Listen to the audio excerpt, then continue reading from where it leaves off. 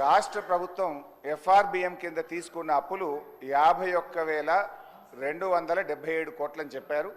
Of course ఈరోజు ఉదయం నేను రిజర్వ్ బ్యాంక్ ఆఫ్ ఇండియాది కూడా రిపోర్ట్ తీసుకున్న పొద్దున్నే నెట్లో ఈరోజు కలిపితే ఇంకో 3,000 కోట్లు పెరిగింది. ఆల్రెడీ ఇంతకుముందే 2003వ తారీఖు 5వ తారీఖు తీసుకున్నారు. ఇవాళతో కలిపితే ఇంకో 1000 పెరిగింది.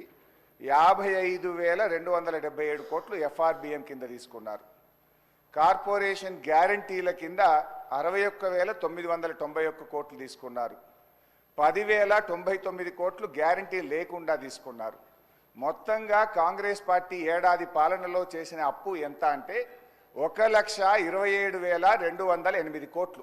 ఒక్క ఏడాదిలో వీళ్ళు చేసిన అప్పు 1,27,208 కోట్లు. 5 ఏళ్లకు మనం లెక్క కడితే ఎంత అవుతుందంటే అధ్యక్ష 6,36,040 కోట్ల రూపాయలు 5 ఏళ్లలో కాంగ్రెస్ ప్రభుత్వం చేయబోయే అప్పుగా దీన్ని బట్టి మనకు స్పష్టంగా కనబడతా ఉంది.